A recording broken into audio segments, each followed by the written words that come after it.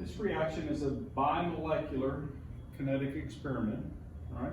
And in that, what we're going to be doing is studying an area of chemistry in the realm of physical chemistry called chemical kinetics.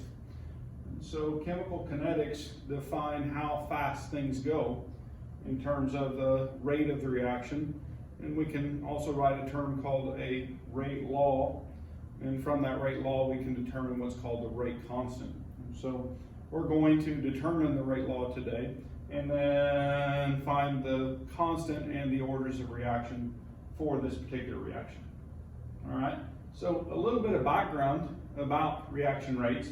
If we're looking at the graph on the page, then what we see is a tangent line on the curve, and that tangent line represents an instantaneous rate.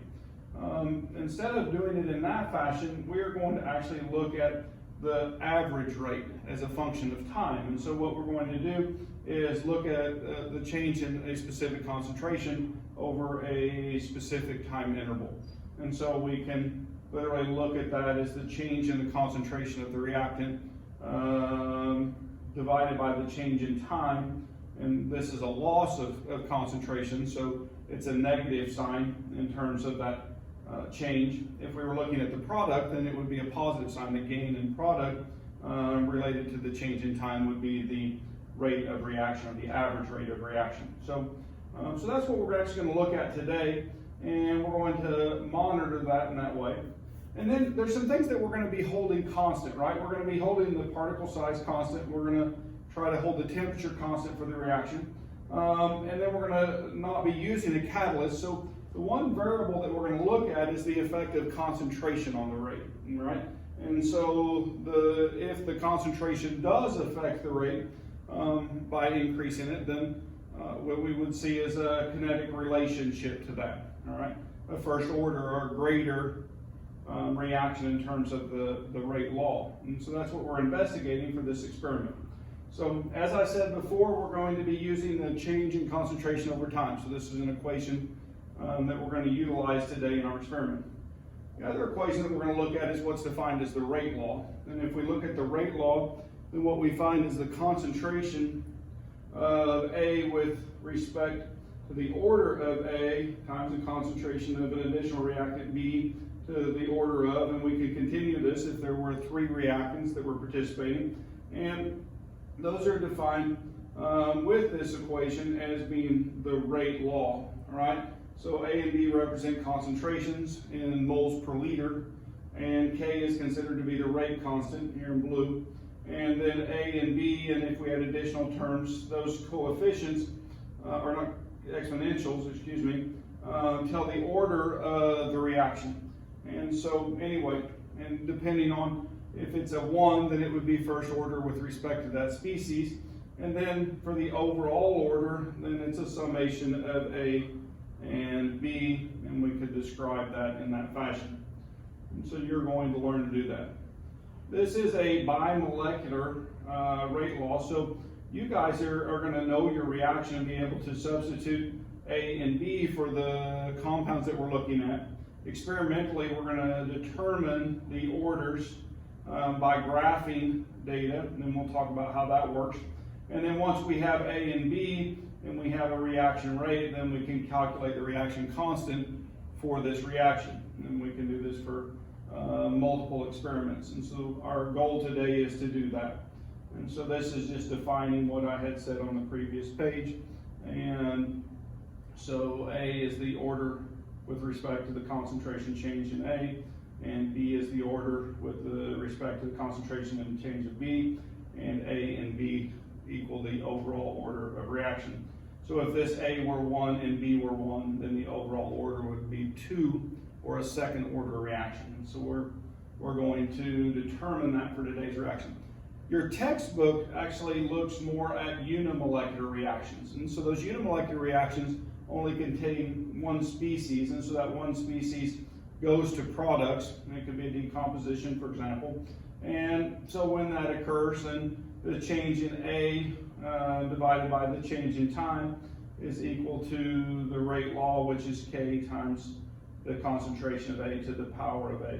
And so we can find this for any given reaction. And in fact, if we don't know the value for the order of reaction, then experimentally we can determine that. And so what your textbook talks about is determining that for first order reactions. And it actually even gives you the integrated rate law that we would plot to find that order of reaction. And I feel pictures sometimes are better than looking at equations. And so if we're looking at the graphs here, then if we see we have a ln natural log of the A concentration plotted with respect to time, then you get a negative linear slope, and the slope is equal to the negative of the rate law constant. And so if we have a second order reaction, then the plot, when we plot 1 over A with respect to time, we would get a positive slope. It would be linear, and if we saw that case, then the slope of that line would be the constant for the rate law.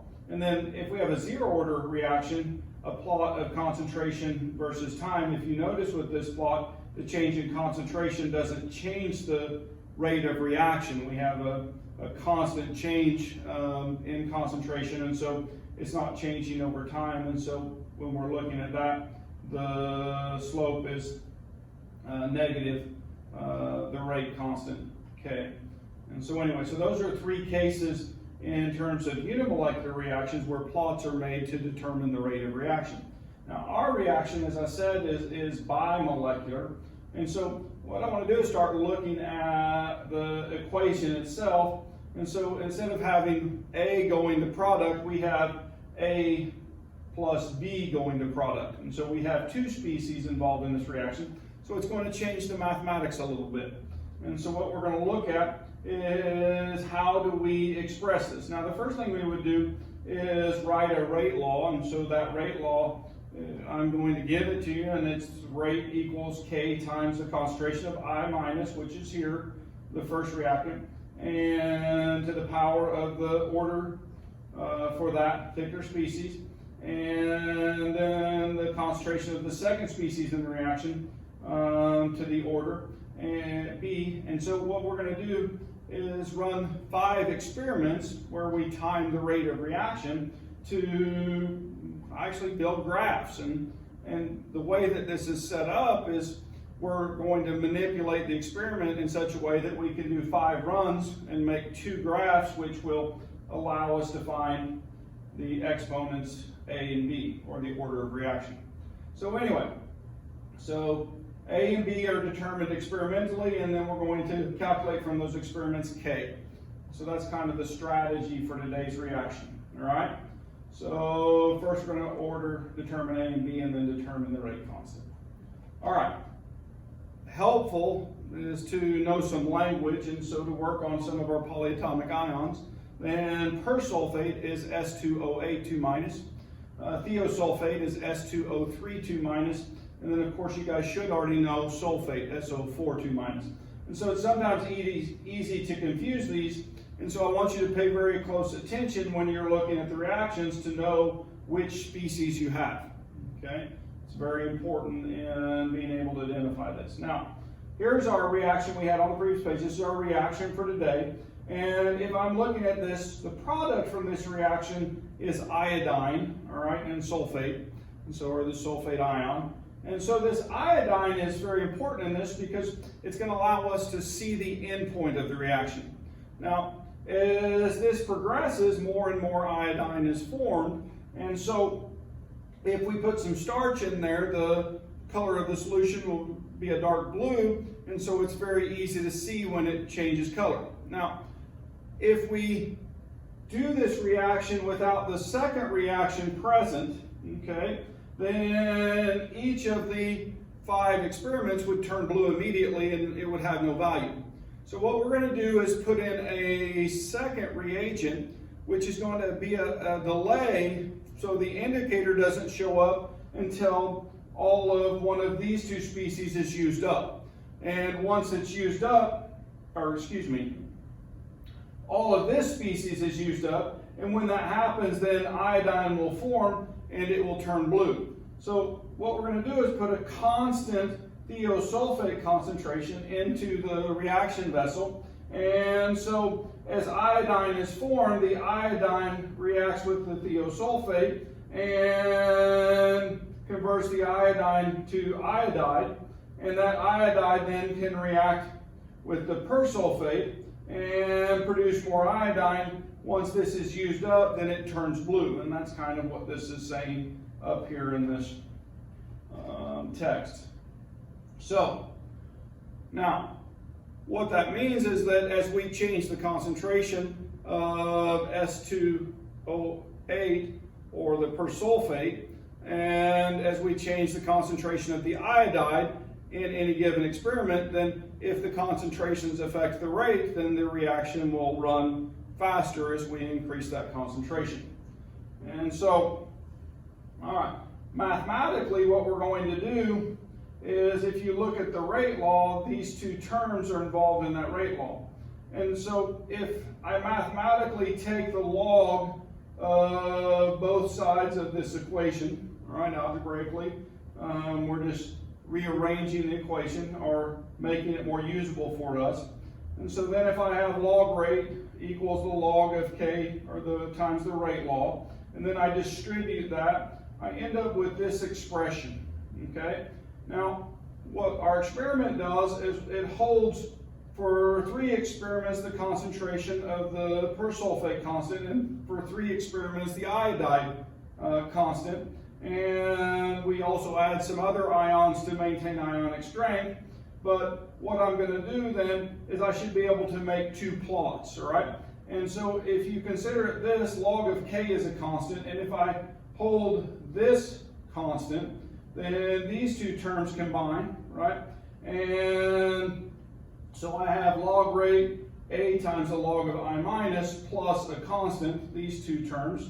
And when I look at this equation, it's y equals m is the order of reaction, log of I is x, and as I said, the b is the 2 constants combined, the log of k and b log of the persulfate. And so anyway, this allows a plot, and when I plot that, the slope of my graph is going to equal the order of reaction for that species. Now, if I do this and do a second set of 3 experiments where the I minus is held constant, and I change the concentration of the persulfate, then I would have a second plot which I can determine the value for B. All right, so if we look at the volumes of each of the reagents added, this is in your handout, and what we find is for the persulfate, run 1, run 2, run 3, 20, 10, 6. But if I look at the Ki, I'm adding 20 milliliters of the same concentration of a Ki solution. And so I'm varying the persulfate and holding the Ki constant.